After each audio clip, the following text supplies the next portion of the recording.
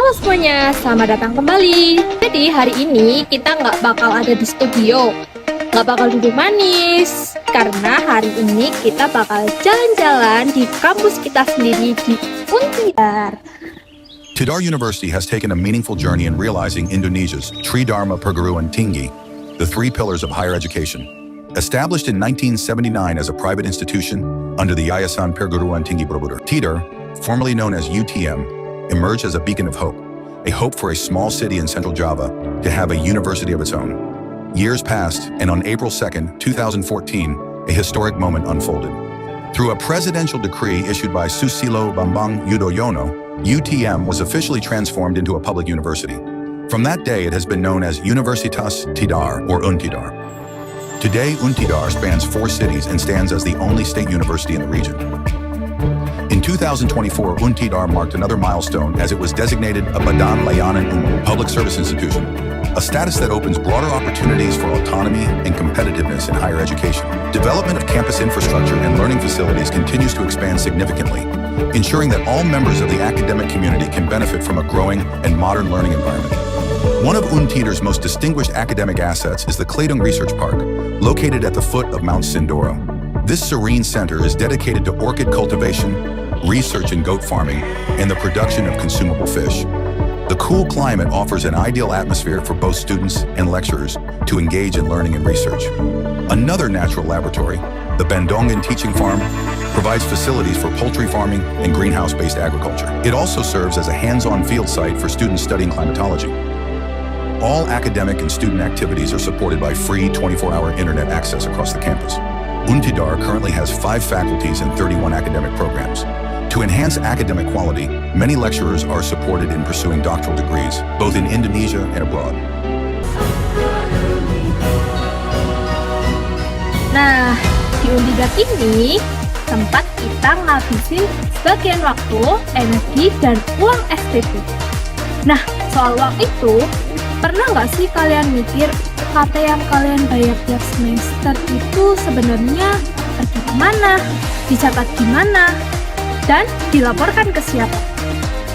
Makanya hari ini aku ngajak 4 orang teman-teman aku yang luar biasa buat bantu kita kenalan sama sisi Untidar yang jarang banget kita ketemu. Halo semuanya, perkenalkan aku Ganis. Di sini aku bakal jelasin apa itu BLU dan kenapa Untidar itu berbeda dari kampus lain. Aku Anissa, aku akan jelasin gimana siklus akuntansinya berjalan. Halo, aku Safa. Di sini aku akan menjelaskan bagaimana pencatatan transaksi yang ada di kampus kita. Halo, aku Asya. Jadi aku akan jelasin laporan keuangan BLU Untidar sampai tuntas.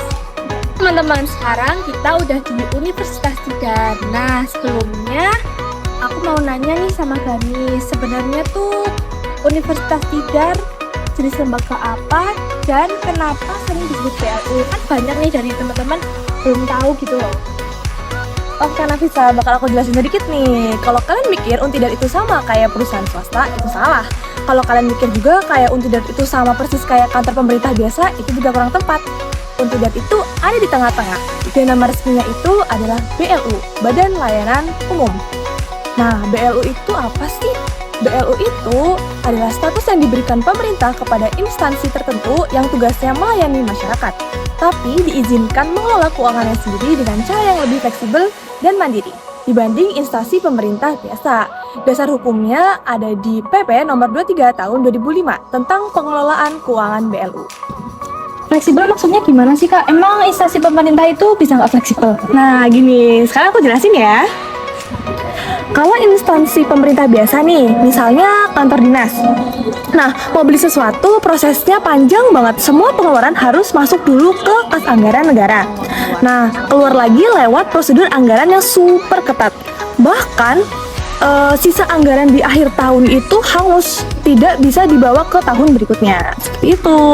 Hangus Kak, jadi kalau ada sisa uang itu uangnya hilang gitu aja? Nah, kalau di instansi biasa itu iya. Tapi kalau di BLU itu beda. Anggaran dari tahun lalu itu bisa digunain di tahun depan. Itu. Nah, pendapatan kas dari UKT itu bisa langsung digunain tanpa harus langsung ke pemerintah terlebih dahulu. Itu. Nah, itu teman-teman. Jadi UKT yang kalian bayar itu langsung masuk ke rekening Untidar ya. bukan muter-muter ke Jakarta dulu. Betul banget teman-teman. Tapi nggak semua lembaga itu bisa jadi BLU kan Kak? Ada syaratnya nggak sih? Ada. Syaratnya teman-teman itu cukup ketat. Untuk menyandang instansi BLU ada 3 syarat yang harus dipenuhi oleh suatu instansi. Apa aja Kak? Oke, kita akan bahas setelah ini. Teman-teman, kita bahas syaratnya itu ya. Syarat yang pertama yaitu substantif. Tugasnya harus memberikan layanan kepada masyarakat umum, bukan cuma untuk internal pemerintah saja. Tidak? Jelas. Memenuhi ini, layanannya adalah pendidikan tinggi untuk masyarakat. Syarat yang kedua, teknis. Instansinya harus layak secara teknis, punya SDM yang kompeten, sistem yang memadai, dan rencana kerja yang jelas. Untidar sudah punya semua itu. Terus yang ketiga ada administratif. Harus punya dokumen yang lengkap. Laporan keuangannya sudah diaudit pada tata kelola, standar pelayanan minimum, dan rencana bisnis anggaran. Jadi Untidar itu harus melamar dulu jadi BLU Pak? Nah, bisa dibilang begitu. Kalau misal sudah menyandang status BLU, harus terus dijaga performanya ya, kinerjanya jangan sampai turun. Kalau misal turun, status BLU-nya itu bisa dicabut, kemudian bisa balik lagi jadi instansi pemerintah biasa. Oh gitu ya Kak? Oke Kak Gani, sekarang yang lebih spesifik sebagai BLU, Untidar itu punya karakteristik apa aja ya? Nah, menarik nih teman-teman. Aku izin baca ya. Ada 4 karakteristik utama yang harus kalian tahu. Karakteristik yang pertama itu tidak mencari keuntungan. Nah, kenapa sih tidak mencari keuntungan? Ini yang paling penting. Untidar itu bukan perusahaan yang tujuannya untuk mencari untung. Kalau ada surplus, uang masuk itu lebih besar daripada pengeluaran. Kemudian itu tidak dibagi-bagi, tapi diputar lagi untuk meningkatkan layanan kampus. Bangun gedung baru, lengkapin laboratorium, terus ada tambahan beasiswa untuk mahasiswanya. Oh gitu, jadi kalau Untidar untung yang ngerasain tuh mahasiswa juga atau bukan? Seharusnya begitu ya teman-teman. Nah, yang karakteristik kedua ini itu tentang 2 sumber pendapatan. Untidar dapat uang itu dari 2 tempat. Tempat yang pertama itu dari APBN. Nah, yaitu anggaran yang dikasih pemerintah pusat lewat Kemendikbudristek. Ini biasanya digunakan untuk gaji dosen, terus ada tendik, PNS, belanja dasar operasional. Terus yang kedua itu dari PNB BLU, pendapatan negara bukan pajak yang dihasilkan Untidar sendiri. Ini dari UKT mahasiswa, biaya pendaftaran mahasiswa baru, terus juga dari biaya wisuda, terus juga sewa aula, kerjasama penelitian, dan lain-lain. Oke, jadi kampus kita punya 2 dompet nih. Yang pertama dompet dari negara dan yang kedua itu hasil kerja sendiri. Nah, dari keduanya harus dikelola dan dilaporkan secara terpisah. Betul banget teman-teman. Kita lanjut ya, karakteristik yang ketiga yaitu dipimpin oleh pejabat pengelola BLU itu sendiri. Nah, pengelola Untidar, rektor Untidar itu bukan cuma pemimpin akademik loh teman-teman. Dia itu adalah pemimpin BLU yang bertanggung jawab atas pengelola keuangannya. Di bawahnya ada pejabat keuangan nih. Biasanya adalah wakil rektor di bidang keuangan yang mengurus teknis keuangan sehari-hari. Kemudian karakteristik yang keempat, itu wajib bikin RBA. Setiap tahun Untidar itu wajib bikin RBA, rencana bisnis dan anggaran. Nah, ini seperti bisnis plan tahunan. Target pendapatannya berapa, terus ada rencana belanjanya buat apa, target kinerja yang harus dicapai itu bagaimana. Tanpa RBA ini, BLU itu nggak bisa jalan, seperti itu. Seperti itu. Oke teman-teman, jadi sekarang kita udah tahu nih Untidar itu BLU. Nah, instansi pemerintah yang punya fleksibel khusus, nggak cari untung, punya 2 sumber dana, dan wajib punya rencana bisnis tahunan. Nah teman-teman, pertanyaan berikutnya, uang sebesar itu dari 2 sumber dicatat dan dikelola gimana sih? Nah sekarang kita mau tanya-tanya nih sama Kak Anissa di spots berikutnya. Ikutin terus. Oke teman-teman, jadi kita masuk segmen yang kedua. Nah, sekarang ini aku lagi di koridor gedung kuliah, tempat yang paling familiar buat kita kuliah. Nah, habis ini Kak Nisa mau ceritain hal yang mungkin belum kita bayangin. Apa tuh? Jadi Kak Nisa mau ceritain gimana alur keuangan Untidar berjalan dari awal sampai akhir. Hai Kak Nisa. Hai. Jadi kita mau nanya-nanya nih, gimana alur keuangan Untidar dari awal sampai akhir? Oke, sebelumnya aku mau nanya nih, kalian pernah nggak sih mikirin setelah uang UKT masuk, terus itu gimana ya? Uangnya masuk di mana, siapa yang nyatet, dan dicatat di mana? Nah, proses pencatatan itu dari transaksi pertama sampai jadi laporan keuangan itu dinamakan siklus akuntansi. Dan BUU seperti Untidar itu punya siklus akuntansi sendiri yang unik. Tapi sebelum masuk ke siklusnya, Untidar itu sebenarnya pakai standar akuntansi apa sih Kak? Apa sama kayak perusahaan-perusahaan di luar sana? Dan ini yang bikin BLU menarik. Perusahaan swasta pakai PSAK, sedangkan pemerintah murni pakai SAP berdasarkan PP 71 tahun 2010. Oke, sekarang kita masuk ke intinya. Siklus akuntansi BLU Untidar itu ada 7 tahap yang berjalan setiap periode. Tahap pertama itu ada identifikasi transaksi. Ini langkah paling awal setiap kejadian di Untidar yang punya nilai ekonomi harus diidentifikasi dulu. Apakah ini transaksi perlu dicatat atau bukan? Contohnya itu kayak mahasiswa bayar UKT, Untidar beli meja baru untuk ruang kelas, dosen dapat honorer mengajar, listrik kampus dibayar. Dan contoh yang tidak perlu dicatat itu kayak rapat dosen, jadwal kuliah dirilis, mahasiswa daftar ulang tapi belum bayar. Oh gitu Kak, jadi bukan semua kejadian langsung jadi transaksi akuntansi ya? Benar, jadi harus ada perpindahan nilai ekonomi dan setiap transaksi yang valid harus punya dokumen pendukung kayak kwitansi, faktur, bukti transaksi, surat perintah bayar, dan tanpa dokumen tidak bisa dicatat. Oke, aku lanjut nih tahap kedua, ada analisis transaksi. Setelah ketahuan ini transaksi yang valid, akuntan Untidar itu menganalisis akun apa yang terpengaruh dan mana yang bertambah, mana yang berkurang, serta berapa nilainya. Misalnya kayak penerimaan UKT, analisisnya kan kas bertambah di sisi debit dan pendapatan layanan bertambah di sisi kredit. Kemudian ada tahap ketiga, ini penjurnalan. Setelah dianalisis, transaksi dicatat pertama kali ke dalam jurnal. Di Untidar, ini dilakukan sebagai sistem aplikasi yang dinamakan SAIBA atau Sistem Akuntansi Instansi Berbasis Aktual yang dikembangkan Kementerian Keuangan khusus untuk satuan kerja pemerintah termasuk BLU.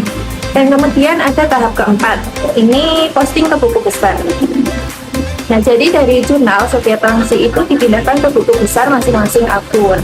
Jadi buku besar itu kumpulan semua akun yang ada, kayak kas, pendapatan UKT, beban gaji, aset tetap gedung, dan sebagainya. Dan di dalam SAIBA, proses ini otomatis terjadi saat jurnal setelah dibuat. Kemudian ada tahap 5, ini neraca saldo. Setelah semua transaksi diposting, sistem membuat neraca saldo. Jadi data semua akun beserta saldonya itu dicek dan apakah total debit sama dengan total kredit atau tidak. Jadi ada karena terjadi salah input. Kemudian yang keenam itu ada jurnal penyesuaian. Nah, ini tahap yang krusial dan sering bikin pusing nih, karena di akhir periode ada beberapa hal yang perlu disesuaikan karena basis aktual. Pertama, kayak penyusutan aset tetap gedung-gedung kampus, peralatan laboratorium, komputer, kendaraan dinas, semua ini nilainya berkurang setiap tahun karena pemakaian. Dan penurunan nilai ini harus dicatat sebagai beban penyusutan. Kemudian yang kedua ada aktual pendapatan. Ini kalau Untidar kayak memberikan layanan tapi uang belum diterima, misalnya kayak piutang UKT, nah pendapatannya itu tetap harus diakui. Dan yang ketiga ada aktual beban yang sudah terjadi tapi belum dibayar, misalnya kayak gaji masih terutang, nah ini harus dicatat sebagai beban dan kewajiban. Selanjutnya tahap yang terakhir itu ada penyusunan laporan keuangan dan jurnal penutup. Setelah laporan keuangan selesai, dibuat jurnal penutup. Nah, ini digunakan untuk menutup semua akun pendapatan dan beban. membawa saldonya ke ekuitas dan siklus siap dimulai lagi dari awal untuk tahun berikutnya. 7 tahap, 1 siklus berjalan terus setiap tahunnya. Semua itu berjalan di balik layar kampus kita, tapi kita nggak tahu aja nih. Oke teman-teman, jadi segmen 2 udah selesai. Terima kasih buat Kak Anissa atas penjelasan-penjelasan yang tadi. Sekarang kita akan lanjut ke segmen yang ketiga. Nah, di segmen ini kita bakal bahas tentang jurnal. Mau tahu? Ikutin terus. Oke teman-teman, sekarang kita udah sama Kak Safa. Jadi Kak Safa mau nemenin kita buat lihat langsung jurnal-jurnal di Untidar dicatat. Oke teman-teman, jadi sebelum kita mulai lihat jurnal ya, aku mau kasih reminder dulu nih. Jadi jurnal itu hanya punya 2 sisi, yaitu debit di sebelah kiri dan kredit di sebelah kanan. Dan keduanya itu harus selalu seimbang. Itu aja rumusnya. Jadi sekarang kita lihat penerapannya di transaksi Untidar. Oke, yang pertama kita mulai dari yang paling dekat nih Kak sama kita, yaitu pencatatan UKT. Oke, transaksi pertama ini kita penerimaan UKT mahasiswa. Jadi setiap awal semester, ribuan mahasiswa Untidar itu membayar UKT. Nah, misalnya total penerimaan UKT semester ini adalah 5 miliar.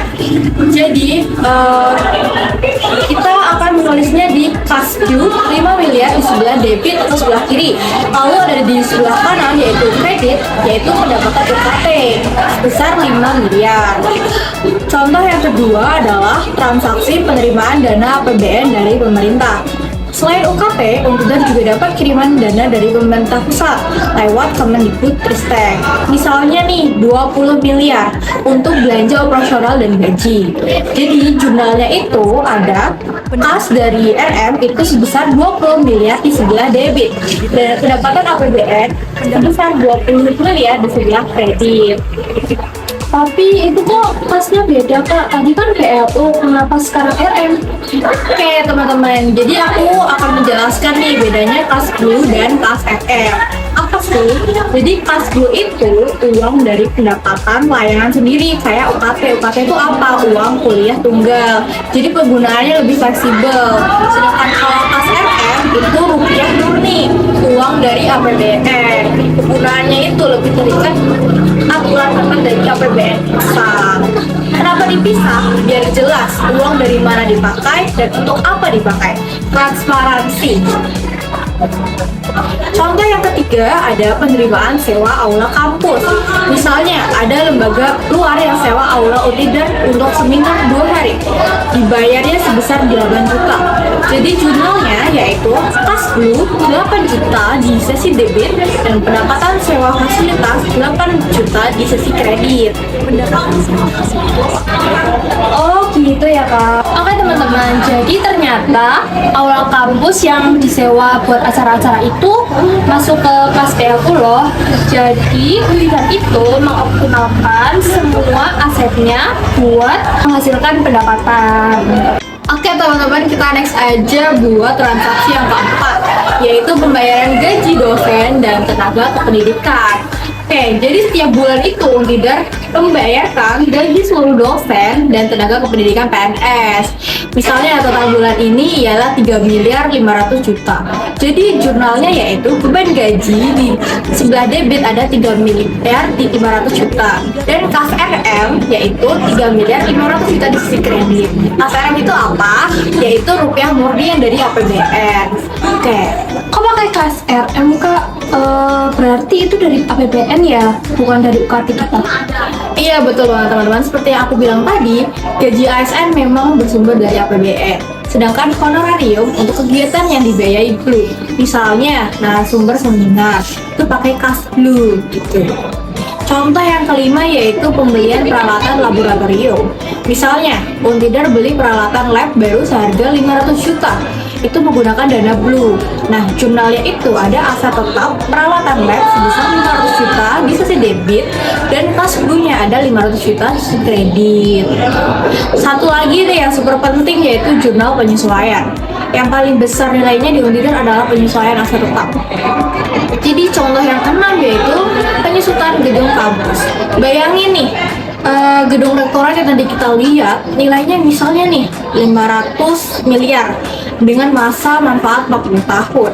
Penyusutan per tahunnya pakai metode garis lurus, yaitu rumusnya yaitu penyusutan 500 miliar dibagi 40 tahun, yaitu didapatkan sebesar 375 juta per tahunnya.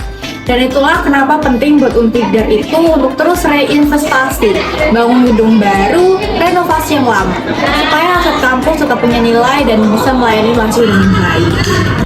Oke teman-teman, kita udah lihat 7 contoh jurnal nyata di Untidar, dari penerimaan UKT, APBN, sewa aula, pembayaran gaji, peralatan lab, listrik, sampai penyusutan gedung. Semua jurnal itu pada akhirnya akan menghasilkan laporan keuangan, dan itu yang bakal Kak Asya ceritain di spot terakhir kita, perpustakaan. Oke teman-teman, sekarang kita ada di perpustakaan Untidar, tempat yang penuh dengan ilmu tersimpan. Dan pas banget nih, karena segmen terakhir kita hari ini adalah tentang laporan keuangan PLU Untidar yang disampaikan oleh Kak Asya. Halo teman-teman, jadi aku mau mulai dengan satu hal dulu nih. Banyak orang dengar kata laporan keuangan itu langsung auto ngantuk atau panik. Padahal sebenarnya laporan keuangan itu cuma cerita tentang kondisi keuangan sebuah lembaga yang ditulis dalam angka. Dan hari ini kita baca cerita keuangan Untidar bersama-sama. Oke, langsung aja nih Kak. Jadi PLU itu wajib buat laporan keuangan apa aja sih? Jadi ada 6 laporan keuangan wajib yang harus dibuat Untidar setiap tahun. Yang pertama adalah laporan realisasi anggaran atau LRA. Ini laporan yang penting, yang paling pemerintahan dari semuanya. Isinya membandingkan anggaran yang direncanakan dengan yang betul-betul terlaksana. Bayangin, ini kayak raport. Target nilai 90 dapat berapa? Nah, LRA itu raport keuangan Untidar. Target anggarannya segini, realisasinya juga segini. Oh, kalau realisasinya jauh di bawah anggaran, apa itu bakal bisa jadi masalah atau gimana Kak? Bisa iya, bisa enggak. Kalau di bawah karena ada program yang gagal jalan itu masalah. Tapi kalau karena berhasil efisiensi pengeluaran itu bagus. Koreksinya oke. Yang kedua adalah laporan operasional atau LO. Ini yang paling mirip sama laporan laba rugi di perusahaan. Isinya pendapatan dikurangi beban, hasilnya surplus atau defisit. Tapi ingat, di BLU itu nggak disebut laba atau rugi ya. Surplus itu bukan tujuan, tapi konsekuensi yang harus dikembalikan untuk layanan yang lebih baik. Selanjutnya, yang laporan ketiga adalah neraca. Kalau LO itu cerita tentang apa yang terjadi selama 1 tahun. Kalau neraca itu cerita tentang kondisi di satu titik waktu. Strukturnya pakai persamaan dasar. Di neraca Untidar, aset terbesarnya adalah gedung-gedung, kampus, dan peralatan. Nilainya itu miliaran sampai puluhan miliar. Lalu ada kas BLU, kas RM, dan piutang. Kewajibannya biasanya utang ke vendor, pendapatan diterima di muka dari UKT yang belum dimulai semesternya dari kewajiban lainnya. Selanjutnya ada ekuitas, dananya adalah selisih aset dan kewajiban. Ini mencerminkan kekayaan bersih Untidar yang dimiliki negara untuk pelayanan publik. Nah, ada laporan keempat yaitu laporan arus kas atau LAK. LAK ini hanya mencatat uang yang benar-benar masuk dan keluar, bukan pengakuan akrual, tapi aliran kas nyata. Nah, 3 tadi adalah yang pertama itu operasi, aliran kas dari kegiatan utama. Nah, kas masuk itu ada dari penerimaan UKT, tunai, dana APBN, dan yang keluar itu ada bayar gaji tunai, bayar listrik, dan bayar vendor. Yang kedua ada investasi, aliran kas untuk aset jangka panjang. Nah, kas masuknya itu ada jual aset lama, dan yang keluar itu adalah beli peralatan lab baru dan renovasi gedung. Dan yang ketiga ada transitoris. Nah, aliran kas yang tidak mempengaruhi anggaran, contohnya kayak pemotongan pajak gaji karyawan yang langsung disetorkan ke kas negara. Oh gitu, tapi kenapa sih Kak kita perlu LAK padahal kan udah ada LO? Nah, karena perusahaan bisa surplus di atas kertas tapi kekurangan uang tunai. Misalnya kalau banyak piutang UKT yang belum dibayar. Nah, di LO ini kelihatannya surplus tapi kasnya tipis. Nah, LAK ini yang mengungkap realitanya itu. Dan selanjutnya ada laporan kelima, yaitu laporan perubahan ekuitas atau LPE. Nah, ini menjelaskan bagaimana kekayaan bersih Untidar berubah selama 1 tahun dari surplus atau defisit, koreksi, dan penyesuaian lainnya. Selanjutnya laporan keenam, yaitu catatan atas laporan keuangan atau CALK. Nah, ini paling tebal, bisa ratusan halaman, isinya penjelasan naratif dari semua angka di laporan lainnya. Nah, kebijakan akuntansi yang dipakai, rincian tiap akun, dan informasi penting lainnya. CLK itu kamus yang bikin laporan lain bisa dipahami dengan benar. Oh, jadi semua laporan ini tuh diaudit atau gimana, Pak? Nah, di audit berlapis, ada SPI, Satuan Pengawas Internal, Untidar yang mengawasi sehari-hari. Nah, ada Inspektorat Jenderal Kemendikbudristek. Dari sisi kementerian, ada BPKB yang bisa audit kinerja BLU. Dan yang tertinggi itu adalah BPK, Badan Pemeriksa Keuangan, yang audit setiap tahun. Nah, hasilnya ini berupa opini audit. Yang terbaik adalah WTP, wajar tanpa pengecualian, yang jadi kebanggaan dan syarat mempertahankan status BLU. Oke teman-teman, jadi laporan keuangan Untidar itu bukan dokumen internal biasa, tapi bisa dicek, diaudit, dan dipertanggungjawabkan secara hukum karena ini uang negara dan uang kita semua. Oke teman-teman, jadi kita udah sampai di penghujung perjalanan kita hari ini. Dari awal sampai akhir kita udah keliling kampus kita sendiri dan nemuin sisi yang jarang banget dilihat orang. Sekarang aku mau rangkumin sedikit nih tentang hal-hal yang tadi kita bahas. Jadi Untidar itu BLU, bukan perusahaan biasa, bukan instansi pemerintah biasa. Dia di tengah-tengah, punya fleksibilitas bisnis tapi ujungnya pelayanan. Punya 2 sumber dana dari APBN dan UKT kita, dan nggak boleh cari untung untuk diri sendiri. Keuangannya berjalan lewat siklus akuntansi 7 tahap berbasis aktual, dicatat di sistem SAIBA, rapi, terstruktur. Setiap transaksi punya jurnalnya, setiap jurnal menghasilkan laporan. 6 laporan wajib dibuat setiap tahun, ada LRA, LO, neraca, LAK, LPE, dan CALK. Semuanya itu diaudit BPK dan bisa dipertanggungjawabkan ke publik. Nah, teman-teman ada yang mau nanya? Ada teman-teman, jadi mahasiswa yang melek keuangan itu bukan lebay ya, itu hak kalian. Pengertian akuntansi bukan cuma buat akuntan, tapi alat transportasi untuk semua orang. Oke, jadi jurnal yang tadi kalian lihat itu merupakan bentuk pertanggungjawaban Untidar untuk kita semua. Dan laporan keuangan BLU itu dokumen publik. Nah, kalau penasaran, kalian boleh cari, boleh baca, dan boleh ditanyain. Nah teman-teman, sekarang setiap kali kalian jalan di kampus ini, kalian bisa lihat gedungnya, pakai labnya, pinjam buku di perpustakaan. Nah kalian itu udah tahu kan sistem keuangan yang kompleks tapi bertanggung jawab yang bekerja di balik semua sistem itu. Terima kasih udah nemenin kita hari ini. Sampai jumpa di video berikutnya.